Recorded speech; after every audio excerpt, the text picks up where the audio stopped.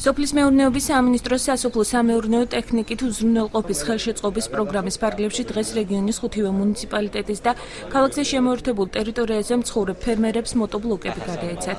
გადაცემის პროცესს აგროსერვის ცენტრის ჩაქვის ფილიალში აჭარის მთავრობის თავმჯდომარე არჩილ ხაბაძე და სოფლის მეურნეობის მინისტრი ზაურ ფუტკარაძე ესწრებოდნენ. მოტობლოკები შეძენა ფერმერებს თანადაფინანსების პრინციპით ღირებულების 30%-ის გადახდის შემთხვევაში შეეძლებათ. პროგრამის ფარგლებში წელს სამინისტრომ 156 ერთეული იტალიური წარმოების მრავალფუნქციური მოტობლოკები შეიძინა, რისთვისაც აჭარის ბიუჯეტიდან 762,000 ლარი დაიხარჯა.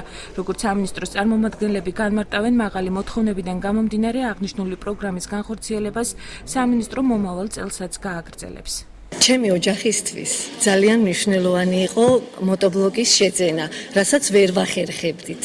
გუში რო დამირეკა სამინისტრომ, ძალიან გამიხარდა, რომ ამ თქვენი განცხადება დაკმაყოფილებული არისო, თქვენ გადმოგეცათ მიზნობრივი დაფინანსების ფარგლებში მოტობლოკიო და დავიცი ძალიან მნიშვნელოვანი იყო. დაახლოებით 700 ერთეულამდე უკვე მოსახლეობაში არის ეს მცირე მექანიზაცია, რაც შეეხება ამ მცირე მექანიზაციის სარგებლიანობას, მინდა გითხრათ, რომ ჩვენს პირობებისათვის მაღალმთიან რეგიონებში იმ რელიეფური პირობებიდან გამომდინარე და მცირე კონტურიანი ნაკვეთების შესაბამისად მაღალ ტექნოლოგიური მექანიზაციის მაღალწარმოებული ტექნოლოგიების გამოყენება ჭირს, ამიტომ ეს მცირე მექანიზაცია საკმაოდ მოხერხებულია. ჩვენ ამ პროექტის ფარგლებში შევიძინეთ 156, როგორც მოგახსენეთ, სახელმწიფო 70%-ით თანადაფინანსებას აკეთებს, შესაბამისად გლეხს უწევს მხოლოდ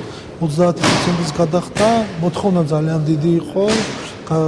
გადააჭარბა დაახლოებით 2000-მდე ფერმერმა დააფიქსირა სურვილი შეძენის, მხოლოდ 156 იყო, სამომავლოდ გავითვალისწინებთ.